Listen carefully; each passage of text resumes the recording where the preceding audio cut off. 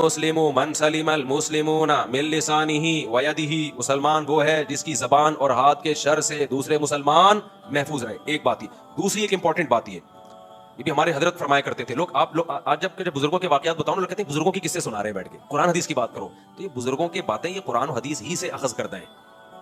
سمجھ رہے ہو یہ کہاں سے اخذ کردہ ہیں؟ قرآن و سنت سے. میرا ایک دفعہ ایک گھنٹہ بیان ہوا، ایک صاحب مجھے کہنے لگے مفتی صاحب آپ نے تو کوئی بات قرآن حدیث کی تو قرآن ہی آئے تھے تو پڑھی نہیں، آپ نے حدیثیں تو پڑھی نہیں. میں نے کہا مجھے بتاؤ ایک گھنٹے میں کوئی ایک بات ہے جو قرآن و سنت کے خلاف ہوئی ہو؟ کوئی ایک بات ہے؟ میری عادت ہوتی ہے ایک آیت پڑھ کے اس کو ایک ایک گھنٹہ اسی کو ایکسپلین کر رہا ہوتا ہوں میں اپنے الفاظ میں یا آج کی مثالوں سے. تو حضرت مولانا شفیع تھانوی ہمارے شیخ حضرت مفتی رشید احمد صاحب رحمہ اللہ فرمایا کرتے تھے ایک چیز کا ہمیشہ خیال رکھو، کبھی کسی سے کوئی چیز استعمال کے لیے نہیں مانگو. بہت مشکل کام ہے ماموں، بہت. کیا مطلب؟ آپ کے پاس اگر گاڑی نہیں ہے نا اس کا مطلب نہیں ہے. کسی دوست سے گاڑی آپ نے بولو پھوٹ لو نا منہ سے بھائی، نہیں مانگنی. آپ کے پاس موٹر سائیکل نہیں ہے اس کا مطلب نہیں ہے.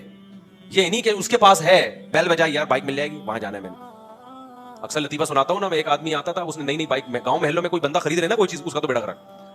ایک آدمی آیا بائک، لوگ بیل بجا رہے ہیں، یار بائک مل جائے گی پیٹرول میں ڈال دوں گا. اس نے کہا لے جا بھائی، جب تو پیٹرول ڈال دے گا تو اب لے جا. پھر دوسرا بندہ آیا بیل بجائی، یار بائک مل جائے گی پیٹرول میں ڈال دوں گا. اب یہ منع کیسے کرتا کہ پیٹرول بھی خود ڈال رہے ہیں.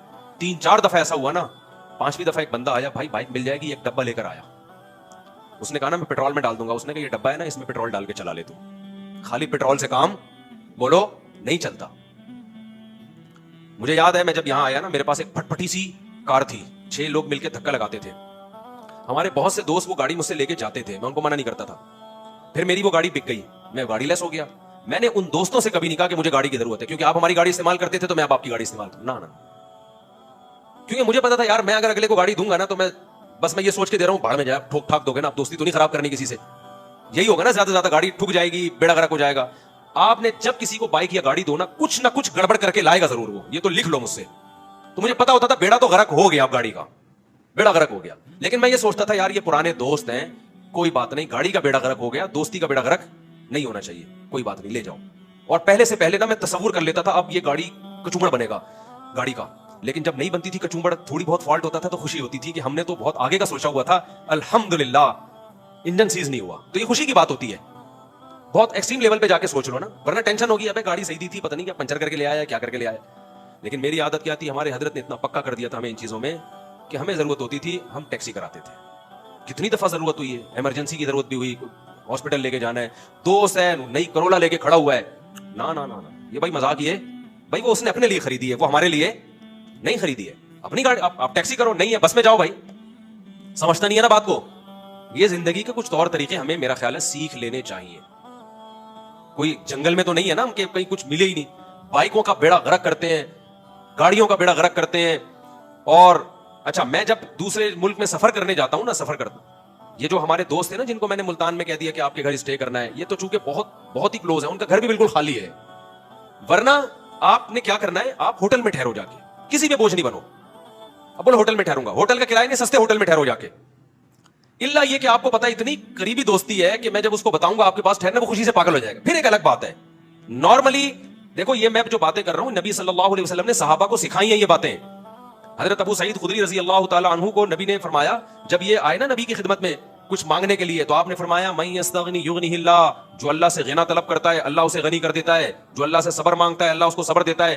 حدیثوں میں آتا ہے کہ ابو سعید خدری کا کوڑا بھی گرتا تھا نا گھوڑے سے، لوگوں سے نہیں کہتے تھے مجھے دے دو، گھوڑے سے اترتے تھے خود اٹھاتے تھے. آج کیسے اپاہج بن کے آرڈر چلا رہے ہوتے ہیں. پانی کے کولر کے قریب سے ہو کے جائے گا اور بیڈ پہ جا کے بیٹھے گا، بولے گا پانی لانا ذرا ایک گلاس، تو وہاں سے ہی تو ہو کے آ رہا ہے. یار کیا ہو گیا مجھے، میں سمجھا پا رہا ہوں. یا تو چلو آپ بیٹھے ہوئے ہوتے ہیں، آپ کو اٹھتے ہوئے کوئی مصیبت آ رہی ہے، پھر آپ بولو یار بیگم پانی پلا دو، پھر تو بنتا ہے.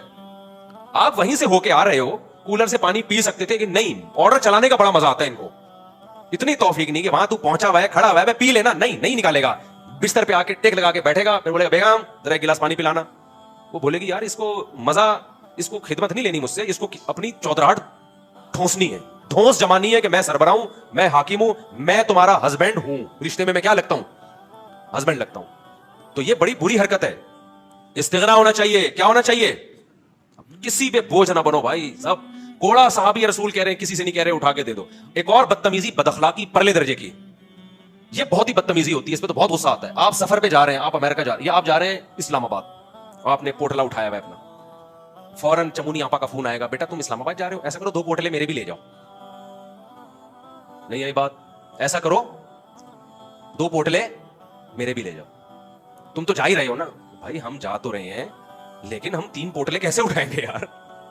نہیں وہ 20 kg تو الاؤ ہوتا ہے. 20 kg کیا ہوتا ہے؟ چمونی آپا کو چھوڑو, آپا اگر کہہ رہی ہے پھر تو لے جاؤ یار. میں تو نارمل لوگوں کی بات کر رہا ہوں, کوئی بزرگ خاتون کہہ رہی ہے وہ تو ایک الگ بات. یہ نہیں کیا کرو بھائی, اپنا بوجھ خود اٹھاؤ. سفر میں بھی بعض لوگ کیا کرتے ہیں, ڈبل بیگ لے جاتے ہیں, اور پھر ہوتا کیا ہے, آپ کا جو دوست ہے نا مروت میں کہتا ہے یار تو نے ڈبل بیگ پکڑے ہوئے, ایک مجھے پکڑا دے. آپ ہلکا پھلکا ایک دفعہ اس کو ہلکا سا منع کرتے ہیں, پھر وہ کہتا ہے دے دو, تو آپ پکڑا دیتے ہیں. یہ آپ نے غیر اخلاقی حرکت کی ہے. وہ تو بیچارہ شرم میں کہہ رہا ہے کہ آپ نے اتنا بوجھ اٹھایا ہوا ہے. بات یہ ہے کہ جب آپ ایک آدمی تھے تو 2 آدمیوں کا بوجھ لے کے آپ سفر کیوں کر رہے ہو, اپنے ساتھیوں کو عذاب میں کیوں ڈال رہے ہو آپ؟ سمجھ میں نہیں آ رہی. میرا خیال ہے یہ ساری نا بدتمیزی کی چیزیں ہیں جو مارکیٹ میں چل رہی ہیں, اور لوگ ان کو بدتمیزی بالکل بھی نہیں سمجھتے. اب میری تو عادت ہو گئی ہے, میں ٹھینگا دکھا دیتا ہوں. میں اس لیے نہیں کہ میں بوجھ اٹھا نہیں سکتا, اٹھا سکتا ہوں, لیکن میں اگلے کی اصلاح کے لیے. تم یہ ایسی بدتمیزی کر کیوں رہے ہو؟ ایسا بھی ہوتا ہے آپ سفر میں گئے نا, دوسرے ملک میں گئے, آپ کے دوست احباب بھی ہیں, ان کے میلے کپڑے جمع ہو گئے بہت سارے.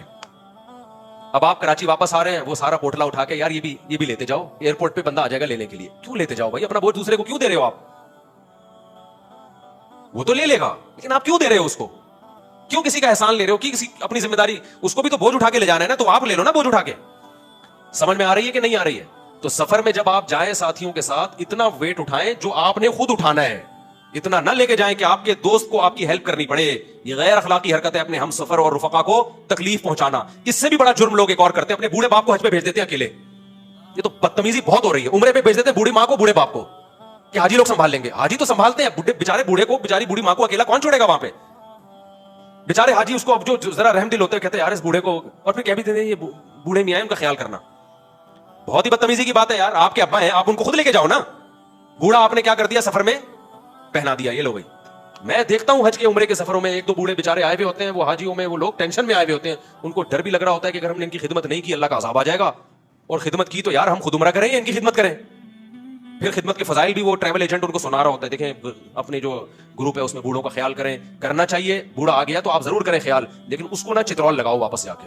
بولے تجھے شرم نہیں ہے, تو نے اپنے بوڑھے باپ بوڑھی ماں کو, اپنے معذور کو تو نے حاجیوں پہ ڈال دیا. یہ تو تیری ذمہ داری تھی, تیرے پاس ان کے ساتھ حج یا عمرہ کرنے کے پیسے نہیں تھے تو نہیں کرتا, نہیں بھیجتا ان کو. بس بھیج دیں گے کہ یار وہ خود ہی کرتے رہیں گے بیٹھ. سمجھ میں آ رہی ہے بات کہ نہیں آ رہی؟ یہ بدتمیزی ہے انتہائی. جملہ مکمل کر لیں, انتہائی درجے کی. اٹ از کالڈ بدتمیزی. وقت کافی ہو گیا, کتنے بجے نماز ہے؟